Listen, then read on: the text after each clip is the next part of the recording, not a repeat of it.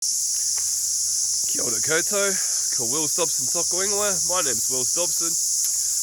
Today we're in Otari Wilton's Bush. It's a beautiful patch of old growth rainforest here in Wellington. And today we're going to do how to government number one, getting your party registered, everything you need to know. So I'm going to go find us a quiet place to hang out and we'll get into it.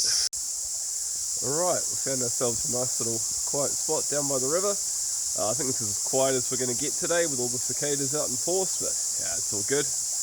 Anyway, what do you need to know to contest the party vote? So that's to get your party registered so that your party appears in the little election ballot come election day. Well, the first thing you need to know is everything's done through the Electoral Commission. So they're the people that are actually in charge of managing our political parties, make sure they follow the rules, and are the ones that set the election dates. They're a good bunch of people. All their information's available on the website, and if you've got any questions, you can just flick them an email and someone will get back to you. They've been pretty good so far. I'll add a link down below once I figure out how to do that to all this information. So, first thing you want to know is a deadline.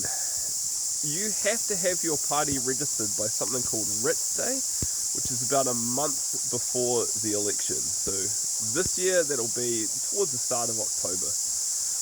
However, you actually want to have everything ready 3 months beforehand, because it can take about 8 weeks for your party to get registered. So give yourself plenty of time, because you don't want to miss out. As to what you actually need to do, here's a little list. First of all, you've got to come up with the name of your party and its aims. What are your goals? What do you want to do? What's your name?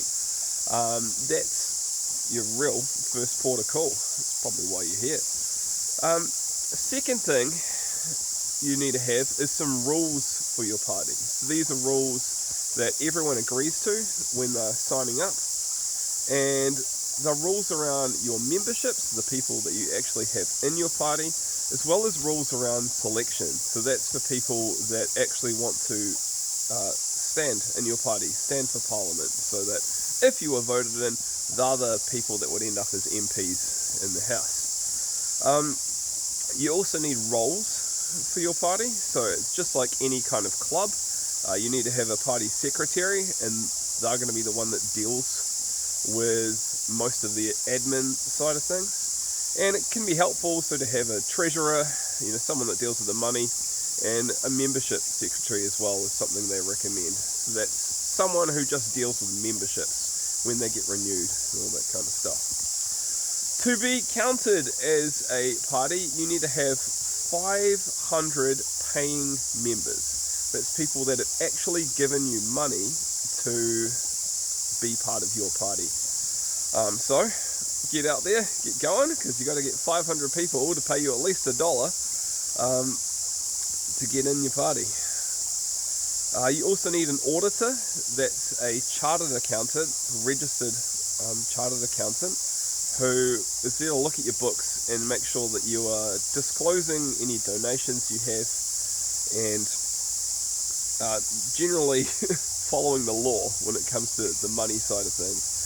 It's a bit I'm a bit scared about, but we'll find someone, we'll figure it out. You also should really have a logo. You need to get your logo registered by the Electoral Commission as well. You don't need to have one, but I mean, if you're going to all the effort to put a party into Parliament, you might as well have a good logo as well. And finally, and this is a big financial hit to you, it's going to cost you $500. So to get this whole thing done, it's going to cost $500 to get it done. And that's about it. There's a few more details around those kind of things, but that's the general list. We'll go through those details as I go through the process, and I'll show you how we do it, what we get right, what we do wrong. Anyways, enjoy the rest of your day, and I'm going to enjoy this beautiful day.